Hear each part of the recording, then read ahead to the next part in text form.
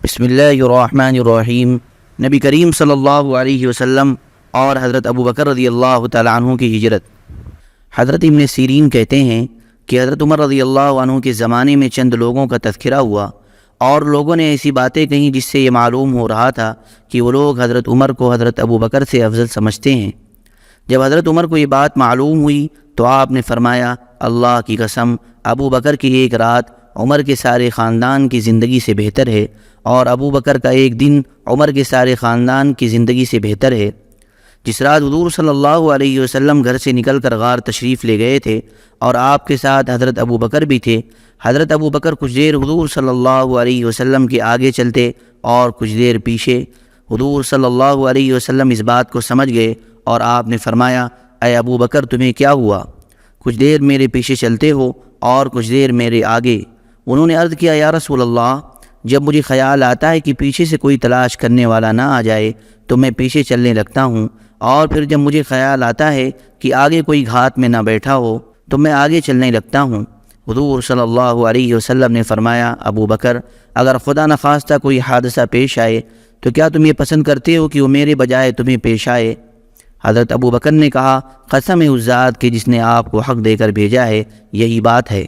جب یہ دونوں حضرات غار تک پہنچے تو حضرت ابو بکر رضی اللہ تعالی عنہ نے عرض کیا، یا رسول اللہ، آپ ذرا یہیں ٹھہرے، میں آپ کے لیے غار کو صاف کر لوں۔ چنانچہ حضرت ابو بکر رضی اللہ تعالی عنہ نے اندر جا کر غار کو صاف کیا، پھر باہر آئے تو خیال آیا کہ انہوں نے سوراخ ابھی صاف نہیں کیے، تو انہوں نے عرض کیا، یا رسول اللہ، ابھی آپ ذرا اور ٹھہریں، میں سوراخ بھی صاف کر لوں۔ چنانچہ اندر جا کر غار کو اچھی طرح صاف کیا، پھر آ کر عرض کیا، یا رسول اللہ، اندر تشریف لے آئیں۔ آپ اندر تشریف لے گئے۔ پھر حضرت عمر رضی اللہ تعالی عنہ نے کہا، قسم ہے اس ذات کے جس کے قبضے میں میری جان ہے، حضرت ابو بکر کی یہ ایک رات عمر کے پورے خاندان سے بہتر ہے۔ حضرت حسن بصری کہتے ہیں کہ حضور صلی اللہ علیہ وسلم اور حضرت ابو بکر رضی اللہ تعالی عنہ غار میں تشریف لے گئے، اور قریش بھی حضور صلی اللہ علیہ وسلم کو ڈھونڈتے ہوئے وہاں پہنچ گئے، لیکن جب انہوں نے غار کے دروازے پر مکڑی کا جالا تنا ہوا دیکھا تو کہنے لگے، اس غار کے اندر کوئی نہیں گیا۔ حضور صلی اللہ علیہ وسلم کھڑے ہوئے نماز پڑھ رہے تھے اور حضرت ابو بکر پہرا دے رہے تھے۔ حضرت ابو بکر رضی اللہ تعالیٰ عنہ نے حضور صلی اللہ علیہ وسلم سے عرض کیا، یہ آپ کی قوم آپ کو ڈھونڈ رہی ہے، اللہ کی قسم، مجھے تو اپنی جان کا کوئی غم نہیں ہے، لیکن مجھے تو اس بات کا غم ہے کہ مجھے آپ کے بارے میں کوئی ناگوار بات نہ دیکھنی پڑے۔ حضور صلی اللہ علیہ وسلم نے ان سے کہا، اے ابو بکر، مت ڈرو، بے شک اللہ ہمارے ساتھ ہے۔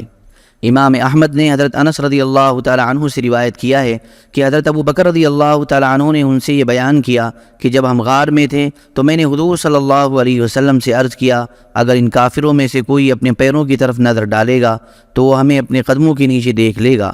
آپ نے فرمایا، اے ابو بکر، تمہارا ان دو آدمیوں کے بارے میں کیا خیال ہے جن کا تیسرا اللہ ہے؟ حضرت برا بن عازب رضی اللہ عنہ فرماتے ہیں کہ حضرت ابو بکر رضی اللہ تعالی عنہ نے میرے والد حضرت عازب رضی اللہ تعالی عنہ سے 13 درہم میں ایک زین خریدی۔ حضرت ابو بکر رضی اللہ تعالی عنہ نے حضرت عازب سے کہا کہ اپنے بیٹے برا سے کہو کہ وہ یہ زین میرے گھر پہنچا دے۔ حضرت عازب نے کہا، پہلے آپ ہمیں یہ بتائیں کہ جب حضور صلی اللہ علیہ وسلم مکہ سے ہجرت کے لیے چلے تھے اور آپ ان کے ساتھ تھے تو آپ نے کیا کیا تھا، پھر میں برا سے کہوں گا۔ حضرت ابو بکر نے کہا، ہم غار سے شروع رات میں نکلے اور ساری رات چلتے رہے، پھر اگلے سارے دن تیزی سے چلتے رہے، پھر اگلی رات چلتے رہے، حتیٰ کہ اس سے اگلا دن ہو گیا اور دوپہر ہو گئی اور گرمی تیز ہو گئی۔ پھر میں نے اپنی نظر دوڑائی کہ کہیں کوئی سایہ آ جائے جہاں ہم ٹھہر جائیں، تو مجھے ایک چٹان نظر آئی۔ میں جلدی سے وہاں گیا تو وہاں ابھی کچھ سایہ باقی تھا۔ میں نے اس جگہ کو حضور صلی اللہ علیہ وسلم کے لیے برابر کیا اور آپ کے لیے ایک پوستین بچھا دی، اور میں نے عرض کیا، یا رسول اللہ، ذرا لیٹ جائیں۔ چنانچہ آپ لیٹ گئے۔ پھر میں نکل کر دیکھنے لگا کہ کوئی تلاش کرنے والا ادھر تو نہیں آ رہا، تو مجھے بکریوں کا ایک چرواہا نظر آیا۔ میں نے کہا، اے لڑکے، تم کس کے چرواہے ہو؟ اس نے قریش کے ایک آدمی کا نام لیا جسے میں نے پہچان لیا۔ میں نے اس سے پوچھا کہ کیا تمہاری بکریوں میں دودھ ہے؟ اس نے کہا ہے۔ میں نے کہا، کچھ دودھ مجھے نکال کر دے سکتے ہو؟ یعنی کیا تمہیں یوں دودھ دینے کی اجازت ہے؟ اس نے کہا، ہاں، دے سکتا ہوں۔ میرے کہنے پر اس نے ایک بکری کی ٹانگیں باندھی، پھر اس نے اس کے تھن سے غبار کو صاف کیا، پھر اس نے اپنے ہاتھوں سے غبار کو صاف کیا۔ میرے پاس ایک برتن تھا جس کے منہ پر کپڑا بندھا ہوا تھا، اس نے مجھے تھوڑا سا دودھ نکال کر دیا، میں نے پیالے میں پانی ڈالا جس سے نیچے تک کا حصہ ٹھنڈا ہو گیا۔ پھر میں حضور صلی اللہ علیہ وسلم کی خدمت میں آیا تو آپ بیدار ہو چکے تھے۔ میں نے کہا یا رسول اللہ دودھ پی لیں۔ آپ نے اتنا پیا کہ میں خوش ہو گیا۔ پھر میں نے کہا چلنے کا وقت ہو گیا ہے، چنانچہ ہم وہاں سے چل پڑے۔ مکہ والے ہمیں تلاش کر رہے تھے، سراقہ بن مالک بن جوشم کے علاوہ اور کوئی ہم تک نہ پہنچ سکا۔ یہ اپنے گھوڑے پر سوار تھا۔ میں نے عرض کیا یا رسول اللہ یہ ڈھونڈنے والا ہم تک پہنچ گیا ہے۔ آپ نے فرمایا غم نہ کرو، بے شک اللہ ہمارے ساتھ ہے۔ پھر وہ سراقہ جب ہمارے اور قریب آ گیا، یہاں تک کہ 1 یا 2 یا 3 نیزوں تک کا فاصلہ رہ گیا، تو میں نے کہا یا رسول اللہ یہ ڈھونڈنے والا ہمارے بالکل قریب آ گیا ہے، اور میں رو پڑا۔ آپ نے فرمایا کیوں روتے ہو؟ میں نے کہا میں اپنی وجہ سے نہیں رو رہا ہوں بلکہ آپ کی وجہ سے رو رہا ہوں۔ آپ نے اس کے لیے یہ بددعا کی، اے اللہ آپ ہمیں اس سے جیسے چاہیں بچا لیں۔ تو ایک دم اس کے گھوڑے کے پاؤں پیٹ تک سخت زمین میں دھس گئے، اور وہ اپنے گھوڑے سے کودا اور کہا اے محمد مجھے یقین ہے کہ یہ آپ کا کام ہے، آپ اللہ سے دعا کریں کہ میں جس مصیبت میں گرفتار ہوں وہ مجھے اس سے نکال دے۔ اللہ کی قسم مجھے پیچھے جتنے ڈھونڈنے والے ملیں گے میں ان سب کو آپ کے بارے میں مغالطہ میں ڈال دوں گا اور آپ کے پیچھے کسی کو نہیں آنے دوں گا، اور یہ میرا ترکش ہے، آپ اس میں سے ایک تیر لے لیں، فلانی جگہ آپ میرے اونٹوں اور بکریوں کے پاس سے گزریں گے، آپ یہ تیر دکھا کر جتنی بکریوں کی آپ کو ضرورت ہو لے لیں۔ آپ نے فرمایا مجھے ان کی ضرورت نہیں ہے۔ پھر آپ نے اس کے لیے دعا فرمائی۔ وہ اس مصیبت سے خلاصی پا کر اپنے ساتھیوں کے پاس واپس چلا گیا۔ پھر حضور صلی اللہ علیہ وسلم وہاں سے چل دیے اور میں آپ کے ساتھ تھا، یہاں تک کہ ہم مدینہ پہنچ گئے۔ لوگوں نے آپ کا استقبال کیا، لوگ راستے کے دونوں طرف چھتوں پر چڑھ گئے، اور راستے میں خادم اور بچے دوڑے پھر رہے تھے اور کہہ رہے تھے اللہ اکبر، رسول اللہ صلی اللہ علیہ وسلم آ گئے، محمد صلی اللہ علیہ وسلم آ گئے۔ مدینے کے لوگ آپس میں جھگڑنے لگے کہ حضور صلی اللہ علیہ وسلم کس کے مہمان بنے۔ تو حضور نے فرمایا آج رات تو میں عبد المطلب کے ماموں بنو نجار کے ہاں ٹھہروں گا، اس طرح میں ان کا اکرام کرنا چاہتا ہوں۔ چنانچہ آپ وہاں ٹھہرے۔ جب صبح ہوئی تو آپ کو اللہ کی طرف سے جہاں ٹھہرنے کا حکم ملا وہاں تشریف لے گئے۔ حضرت عروہ بن زبیر رضی اللہ عنہ فرماتے ہیں کہ حضرت زبیر رضی اللہ تعالی عنہ مسلمانوں کے ایک تجارتی قافلے کے ساتھ ملک شام سے واپس آ رہے تھے کہ راستہ میں ان سے حضور صلی اللہ علیہ وسلم کی ملاقات ہوئی۔ حضرت زبیر رضی اللہ تعالی عنہ نے حضور صلی اللہ علیہ وسلم اور حضرت ابو بکر رضی اللہ تعالی عنہ کو سفید کپڑے پہنائے، اور مدینہ میں مسلمانوں نے حضور صلی اللہ علیہ وسلم کے مکہ سے روانہ ہونے کی خبر سن لی تھی۔ مدینہ کے مسلمان روزانہ صبح کو حرہ تک آپ کے استقبال کے لیے آتے اور آپ کا انتظار کرتے، اور جب دوپہر کو گرمی تیز ہو جاتی تو مدینہ واپس چلے جاتے۔ ایک دن بہت انتظار کر کے مسلمان واپس ہوئے۔ جب یہ لوگ اپنے گھروں کو پہنچے تو ایک یہودی ایک قلعہ پر کسی چیز کو دیکھنے کے لیے چڑھا۔ اس کی نظر حضور صلی اللہ علیہ وسلم اور آپ کے ساتھیوں پر پڑی جو کہ سفید کپڑے پہنے ہوئے تھے، اور ان حضرات کے آنے کی وجہ سے سراب ہٹتا جا رہا تھا۔ گرمی کی وجہ سے ریگستان میں جو ریت پانی کی طرح نظر آتی ہے اسے سراب کہتے ہیں۔ اس یہودی سے نہ رہا گیا، اس نے بلند آواز سے کہا اے عرب والو، یہ تمہارے حضرت ہیں جن کا تم انتظار کر رہے تھے۔ تو مسلمان ہتھیاروں کی طرف لپکے۔ اس زمانے میں استقبال کے لیے ہتھیار بھی لگائے جاتے تھے، اور ہتھیار لگا کر مسلمانوں نے حرہ مقام پر جا کر حضور صلی اللہ علیہ وسلم کا استقبال کیا۔ آپ ان سب کو لے کر حرہ کی داہنی جانب مڑ گئے اور بنو عمرو بن عوف کے ہاں جا کر ٹھہرے۔ وہ پیر کا دن اور ربیع الاول کا مہینہ تھا۔ حضرت ابو بکر رضی اللہ تعالیٰ عنہ تو لوگوں کے استقبال میں کھڑے ہو گئے۔ حضور صلی اللہ علیہ وسلم خاموش بیٹھے ہوئے تھے۔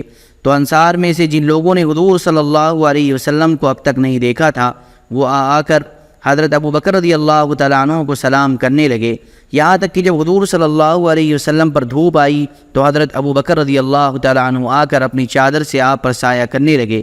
تب لوگوں کو حضور صلی اللہ علیہ وسلم کا پتہ چلا۔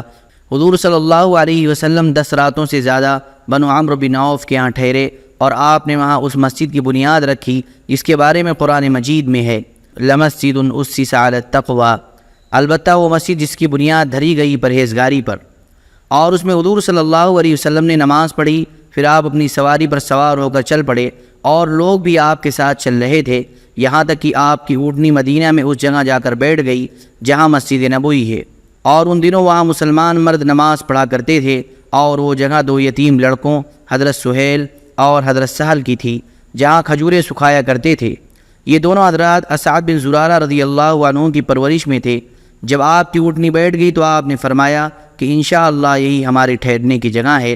پھر آپ نے ان دونوں بچوں کو بلایا اور مسجد بنانے کے لیے ان سے اس جگہ کا سودا کرنا چاہا، تو ان بچوں نے کہا یا رسول اللہ نہیں، ہم بیچنا نہیں چاہتے بلکہ ہم یہ زمین آپ کو ہدیہ کر دیتے ہیں۔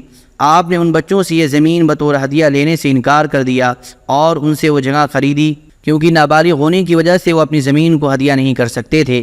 پھر اس جگہ مسجد بنائی۔ حضور صلی اللہ علیہ وسلم بھی صحابہ کے ساتھ مسجد کی تعمیر کے لیے کچی اینٹیں اٹھانے لگے اور آپ اینٹیں اٹھاتے ہوئے شعر پڑھ رہے تھے، هذا الحمال لا حمال خیبر هذا ابر ربنا واطہر۔ یہ اٹھائی جانے والی اینٹیں خیبر میں اٹھائی جانے والی کھجور اور کشمش کی طرح نہیں ہیں، اے ہمارے رب، بلکہ یہ تو ان سے زیادہ بھلی اور زیادہ پاک ہیں۔